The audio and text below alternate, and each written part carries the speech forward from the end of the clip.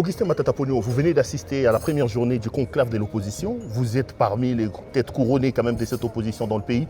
Pourquoi avoir accepté cet appel et pourquoi avoir répondu présent à ces conclaves? Bon, c'est une évidence. Aujourd'hui, tout le peuple congolais demande à ce que l'opposition se réunisse. Tout le peuple congolais demande à ce que l'opposition s'exprime. Tout le peuple congolais demande à ce que ces revendications soient exprimées au travers une voix qui est celle du peuple. Et la voix du peuple, c'est la voix de l'opposition. Et donc, je ne pouvais que répondre positivement à l'appel de l'opposition pour former une force. Et je pense que vous l'avez suivi, et tout le monde est d'avis aujourd'hui que la voix de l'opposition, c'est celle qui va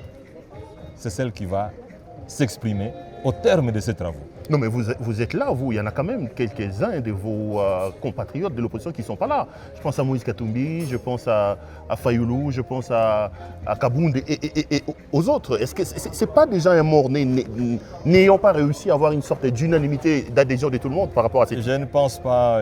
Je crois que même en pleine démocratie, il n'y a pas unanimité. L'unanimité n'existe pas.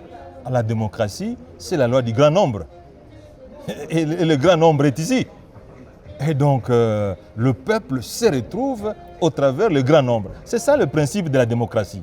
Ce n'est pas l'unanimité, c'est plutôt le grand nombre. Et je crois, Perrault, vous êtes un grand journaliste, vous êtes un professionnel, vous êtes à mesure de dire que le grand nombre se trouve ici.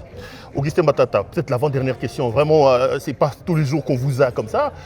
Vous vous réunissez ici, déjà à l'extérieur, on vous présente comme des opposants à la solde du Rwanda, qui ne condamnent pas l'agression du Rwanda et qui ne condamnent pas la rébellion de Corneille Nangaa. Quelle est votre position par rapport à ça?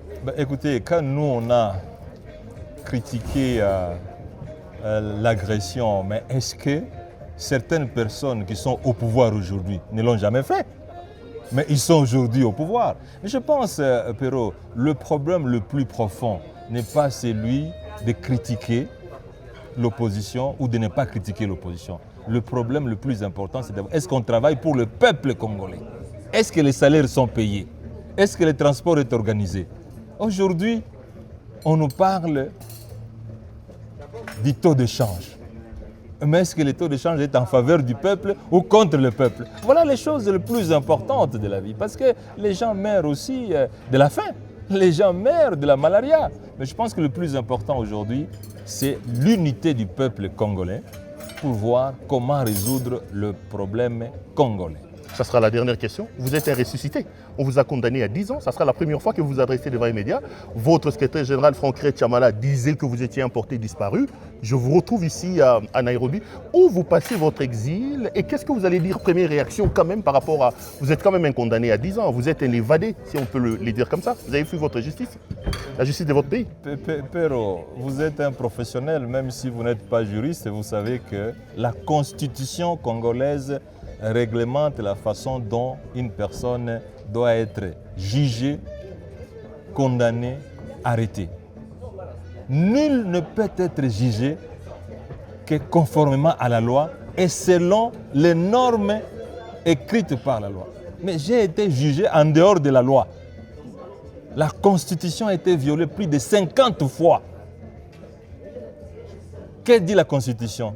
Ce qui n'est pas conforme à la Constitution est nul et de nul fait. Donc je n'ai pas été condamné.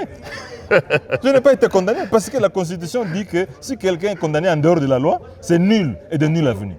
Donc je n'ai pas été condamné. Ah, vous récusez les 10 ans de condamnation là? Mais la Constitution récuse cette condamnation. Donc je n'ai pas été condamné. Je suis content d'être en face d'un ressuscité. Merci beaucoup. De vous retrouver. Merci. Merci beaucoup. Merci beaucoup. Voilà.